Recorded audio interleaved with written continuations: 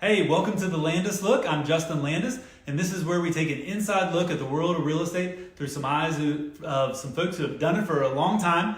And that includes today Jonathan Phillips, who is 21 but has done real estate for a long time. Jonathan, thanks for being here today. Hey, Justin, glad to be here. How's it going? Awesome, doing great. Hey, before we get into today's topic, I want to let you all know that we're in the middle of a campaign called 90 and 90. That's because we have a belief that everyone deserves a dream home, which is what my shirt says. And if you have that belief too, we'd love to send you one of these t-shirts free to help you support this cause. So just put a comment in the box and we'll send you a private message, get your contact info, send you over one of these shirts. Wanted to let you know that we're halfway through this campaign, and thanks a lot to y'all. We were right on pace for our fundraising goal of $90,000 to fight homelessness here in Metro Atlanta. So hey, let's get to it today. Jonathan, 21 years old, but you have been in real estate a long time. How long have you been in real estate and how did you originally get into it? It's felt like a long time. So I'm on the team. I'm going into my fourth year. Fourth year on the Justin Landis group at 21. It's pretty awesome. Been in real estate capacity since 2013. I started a business. Long story short, started a business with my father flipping houses, and how I got associated with the Landis Group is you guys sold one of our houses that we couldn't sell. I think we had it on the market 8 months, and you guys had sold it in 1 week. So results may not be typical. Is that what they say on the infomercials? Something like that? Or maybe they are. But anyway, that was great. We fell in love with the process, you, Ashton, and the rest of the team, and how good everything turned out. So when we decided to switch careers, quote unquote, we decided that I'd get my real estate license and join the team, and you're the first person I called. So you got your real estate license at 18. Yep. And then joined the Justin Landis Group. And how was your first boss? What was your boss like at that time? Well, I gotta be careful what I say here. And I say it, I don't know if I said it to you plenty of times, but it's been great here. And I remember the first day one on the team, Brett had told me, "You're here to learn."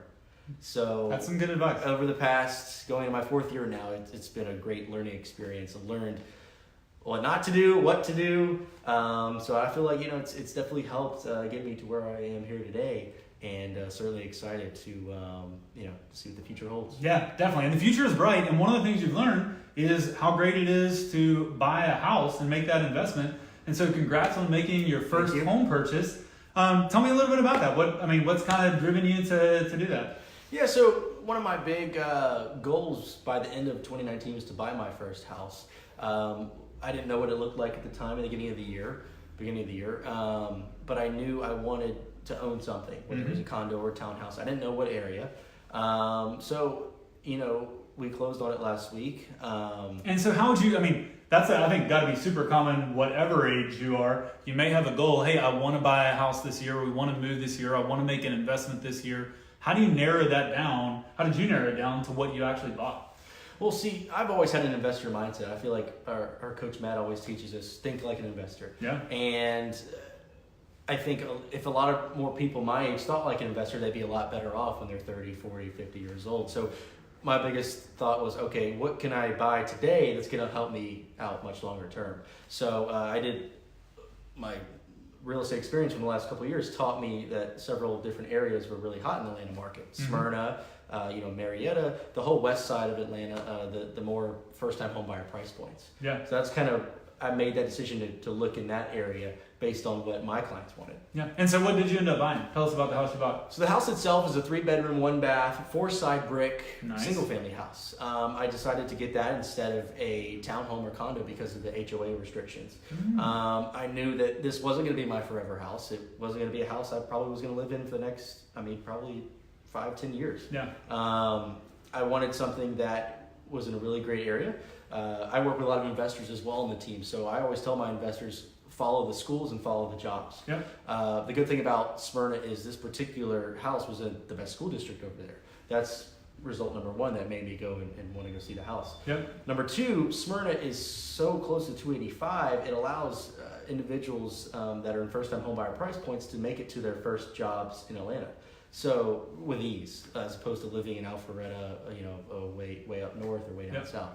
So that's what really drove that area for sure. This just puts a smile on my face. Are y'all listening to the wisdom that is coming from someone that, roughly half my age and maybe a lot of y'all as well. He's making decisions based on school district, which if you follow Atlanta real estate at all, it is super school district driven.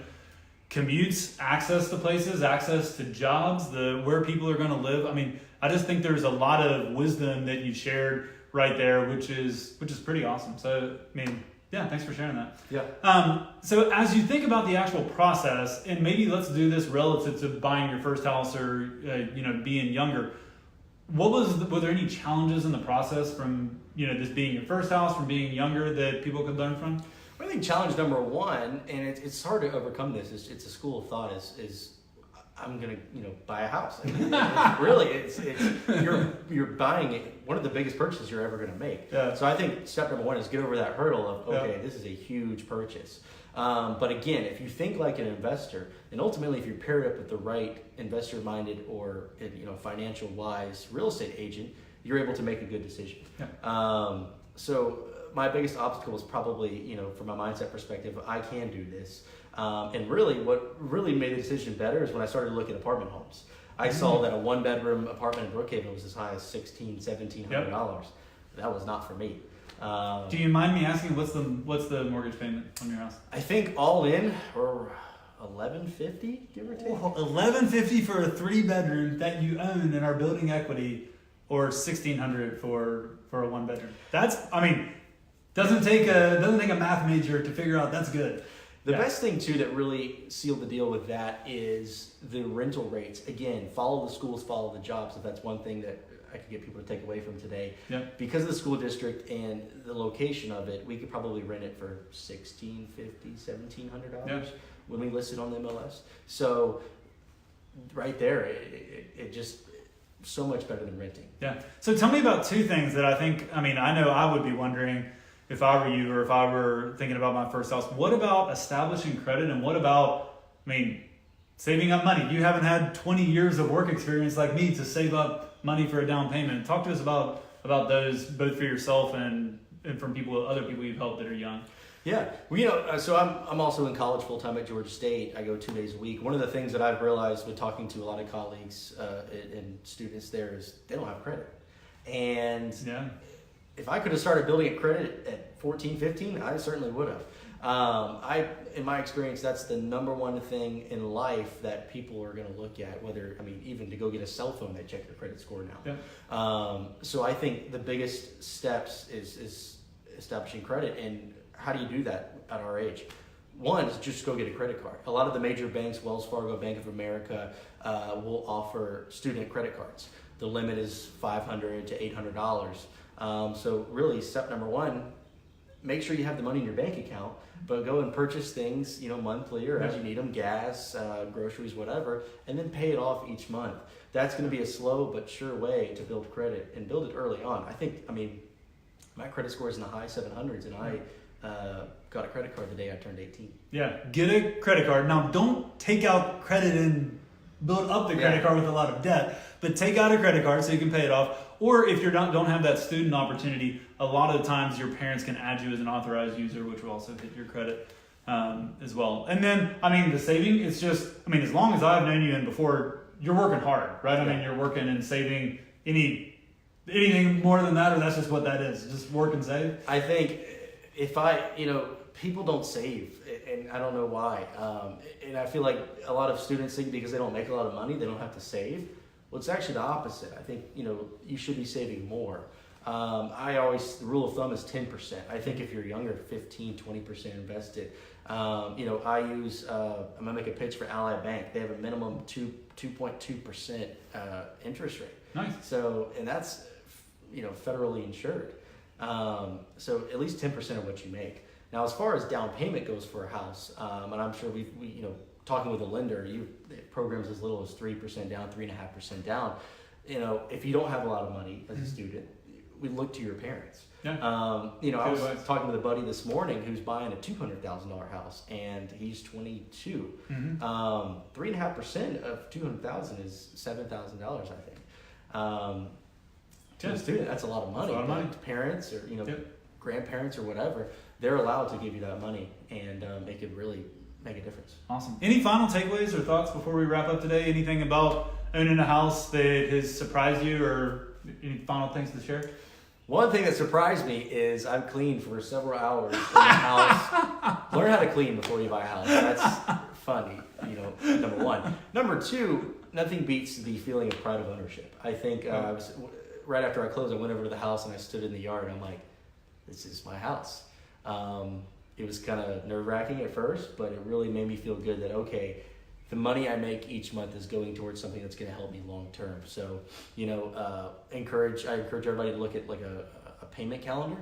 If you accelerate your payments, you're going to pay it off much quicker.